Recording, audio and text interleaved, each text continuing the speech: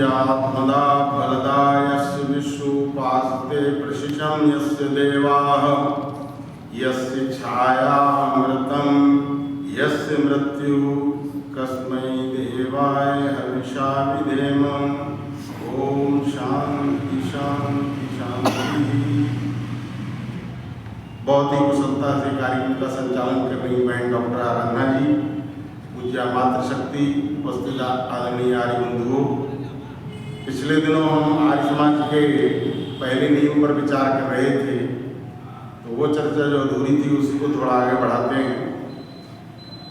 ऋषि दयानंद कहते हैं सब सत्य विद्या और जो पदार्थ विद्या से जाने जाते हैं सबका आदि मूल परमेश्वर है। देखिए, महर्षि दयानंद सरस्वती ने घर छोड़ा था, उसके दो कारण थे। एक तो ईश्वर की प्राप्ति, दूसरी मृत्यु पर विजय। वैसे ये दो कारण मानते हैं, कारण एक ही है। मृत्यु पर विजय और ईश्वर की प्राप्ति एक ही बात है, एक ही सिक्के के दो पहलू हैं। जिसने मृत्यु पर पा ली है उसने ईश्वर को पा लिया है, और जिसने ईश्वर को पा लिया है उसने मृत्यु पर विजय पा ली है। इसलिए वेद मंत्र कहता है तमेव विदित्वा मृत्यु वेति न अन्य पंथा विद्यते है। उसको जान करके ही सब कुछ जाना जा सकता है। तो ऋषि दयानंद ईश्वर की खोज में निकले थे। 14 वर्ष का जो उन्होंने स्वेच्छा से वनवास लिया था, उसमें उन्होंने अमृत की खोज की थी। और बाद में लगभग 33 महीने तक गुरुदेव के पास रह करके उन्होंने विद्या अध्ययन किया, व्याकरण में पांडित्य को प्राप्त किया, धुरंधर विद्वान बने। ऐसे विद्वान बने कि काशी जैसी नगरी हिलती थी। वल्लभाचार्य जैसे लोग जो कि गंगा जी के किनारे कहते थे कि हम ऋषि दयानंद का सिर जो है पत्थरों के आगे झुकवा देंगे और या तो फिर हम उनकी पूजा छोड़ देंगे। 6 दिन तक शास्त्रार्थ होता रहा और वल्लभाचार्य जैसे विद्वान को वो पत्थर की मूर्तियां गंगा में प्रवाहित करनी पड़ी। ऋषि की विजय हुई, तो पांडित्य भी पूरा था और साधना भी पूरी थी। तो ऋषि दयानंद कहते हैं सब सत्य विद्या और जो विद्या पदार्थ विद्या से जाने जाते हैं उन सबका आदि मूल परमेश्वर है। संसार की सभी समस्याओं का समाधान इसे एक नियम में दिया है। वैसे ऋषि दयानंद के जो आज समाज के 10 नियम हैं, तो संसार की सभी समस्याओं का समाधान है और एक नियम ही पर्याप्त है। वो कहते हैं सब सत्य विद्या और सत्य विद्या। सत्य विद्या क्या है? आर्य समाज के तीसरे नियम में बता दिया, वेद सब सत्य विद्याओं का पुस्तक है। और इसी तरह से एक पुस्तक है उनकी।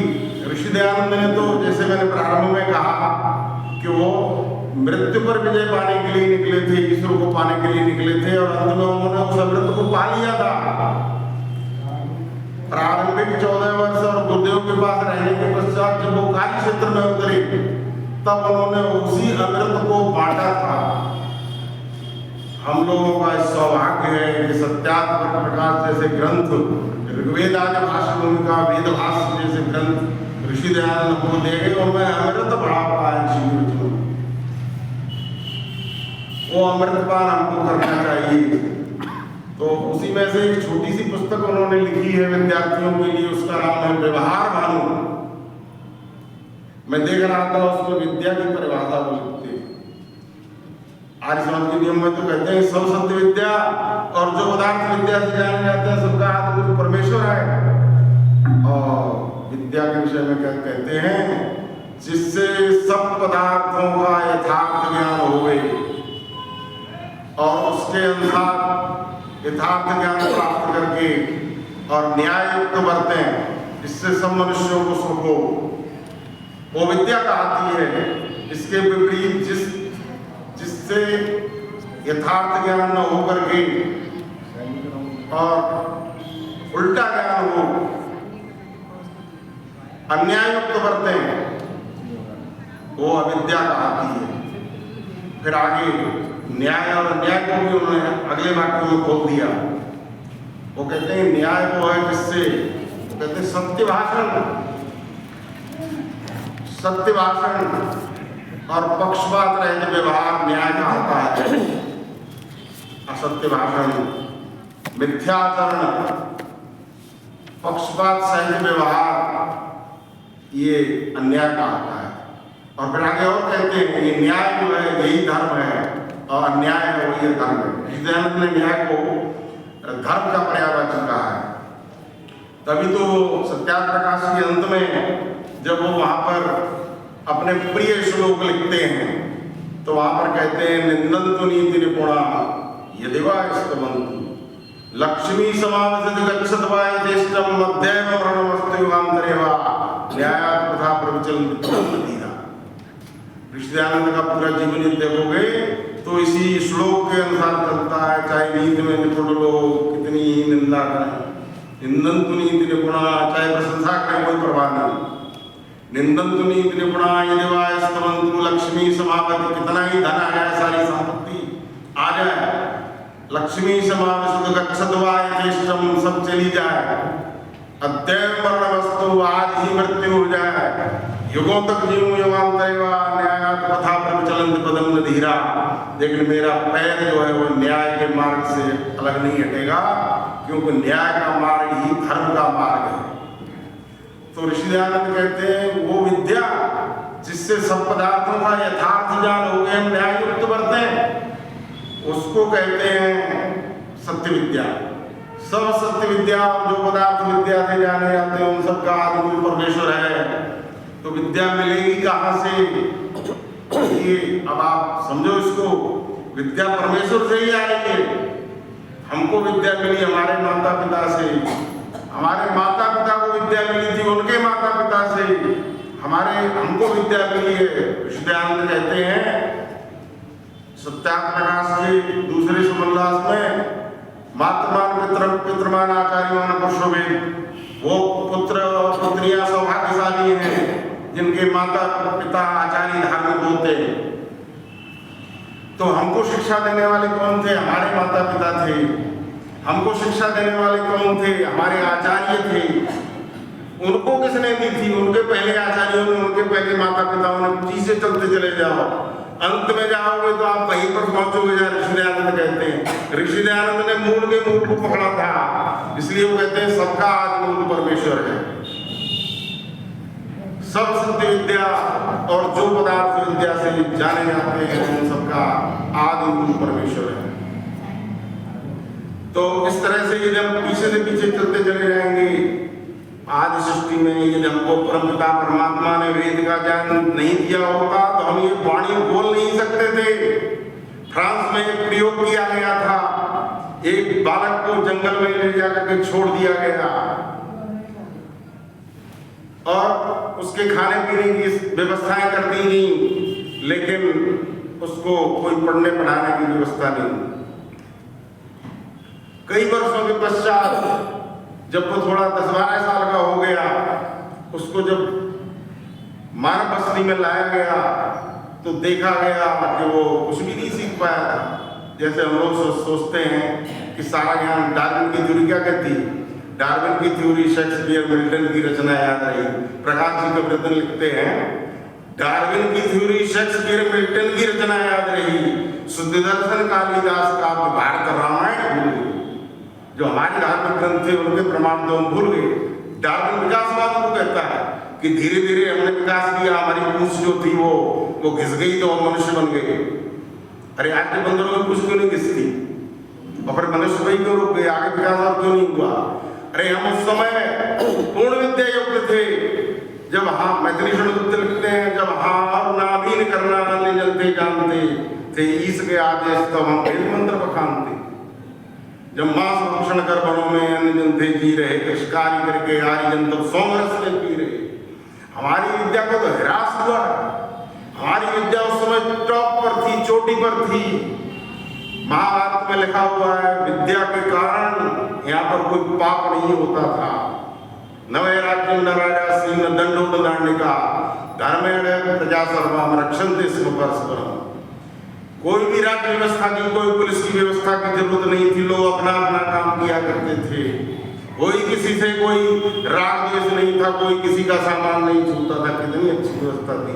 ऋषि दयानंद वो जमाना लाना चाहते थे। तो मैं बता रहा था कि वो जो बालक लाया गया तो उसको देखा गया, उस बालक वो तो जानवरों जैसी घूम फां इस तरह की आवाज बोल रहा, कुछ नहीं सीख पाया। इसी तरह से कुछ दिन पहले बैराज का भी एक अखबारों में आया था, वहां पर एक लड़की थी जिसको पाया गया वहां पर वो जंगल में 10 वर्ष की लड़की, और वो बंदरों के बीच में, लोगों ने देख के कौतूहल देखा, उसको लाए। तो फिर वो जब उसको समाज के सामने प्रस्तुत किया गया, उसको भोजन दिया गया, तो थाली को पलट देती है, कपड़े पहनाए जाते हैं तो उनको फाड़ देती है। ये कैसे सीखा?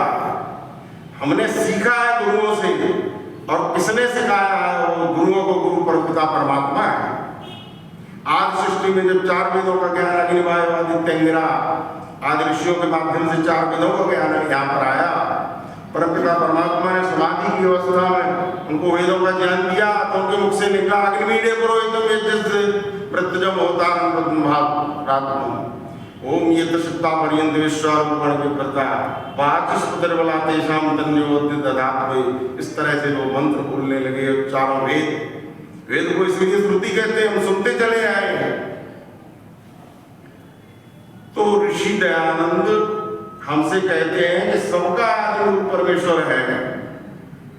लोग कहते हैं कि विद्याएं तो स्कूलों में पढ़ाई जा रही हैं, जगह जगह पर हम लोग खुद पारंगत हैं, बहुत कुछ जानते हैं, लेकिन वो विद्या अधूरी है, वो विद्या गड़बड़ झाला है। स्वामी ब्रजानंद महाराज ने सूत्र दिया था, वो कहते थे आर्ष ग्रंथ रहे और अनार्ष ग्रंथों का नष्ट होना चाहिए। वो अनार्ष ग्रंथों को इकट्ठा करके उनको जूते लगवाया करते थे। इतनी घृणा हो गई थी उनको, क्योंकि वो जानते थे कि इन अनार्ष ग्रंथों ने इस देश का सत्यानाश किया। ऐसे थे गुरु ब्रजानंद महाराज। गुरु ब्रजानंद महाराज ने वही बात महर्षि दयानंद के अंदर कूट के भर दी थी कि अब सबका आदि मूल परमेश्वर है, सब सत्य विद्या। तो विद्या जो है वो कहाँ से मिलेगी आपको? जिसके पास होगी वही तो देगा। हमने आपने तो किसी से सीखी है। 2 उदाहरण मैंने प्रस्तुत किए, उनको जंगल में छोड़ा गया और उनके पास विद्या नहीं थी। हमने आपने भी कहीं से सीखी होगी। यदि वो सोर्स अच्छा है तो सही विद्या सीखी होगी, यदि वो सोर्स गलत है तो हम गलत विद्या सीखेंगे। इसलिए ऋषि दयानंद क्या कहते हैं?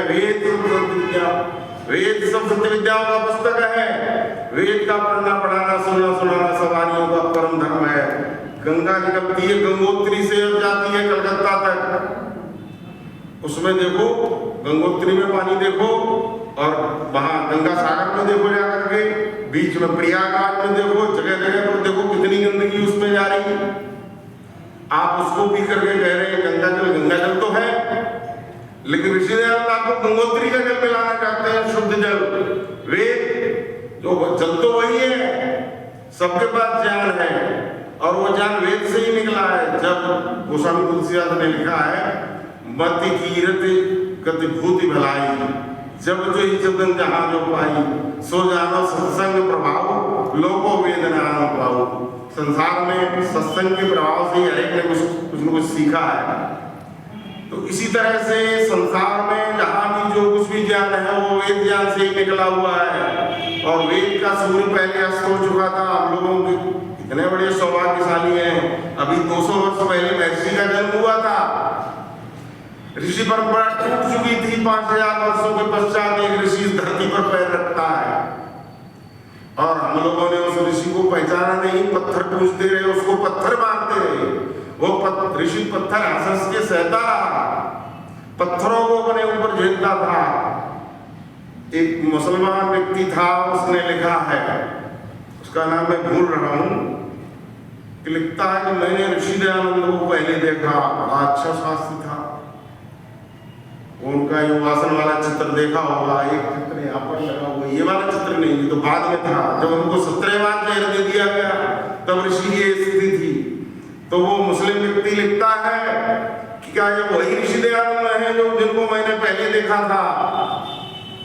तो आश्चर्य हुआ, आवाज से पहचानता है। फिर वह सत्संग के अंत में ऋषि के पास जाता है और ऋषि से कहता है कि मैंने पहले आपको देखा था, आपका स्वास्थ्य तो बहुत अच्छा था। अभी तो ऋषि ने कहा कि इस बीच में मुझे बहुत लोगों ने मेरे ऊपर आक्रमण किए हैं, बहुत बार जहर दिया है, बहुत बार हमने नौली क्रिया करके उल्टी करके हमने उसको निकाला है, कई बार दस्त लग गए, इसलिए पहले वाला स्वास्थ्य हमारा नहीं है। तो ऐसे ऋषि को जो अमृत का प्याला लेकर के आया था, उसको हमने जहर भर भर के पिलाए हैं। वो 14 वर्ष तक मर्यादा पुरुषोत्तम श्री राम की तरह अमृत की खोज में रहा था, और बाद में उसने आकर के जब संसार क्षेत्र में उतरे हैं, सत्यार्थ प्रकाश दिया हो, चाहे व्यवहार भानु दिए, ऋषि के अनेक ग्रंथ हैं, ऋषि के वाक्यों को पढ़ जाओ, एक एक वाक्य में अमृत भरा पड़ा है।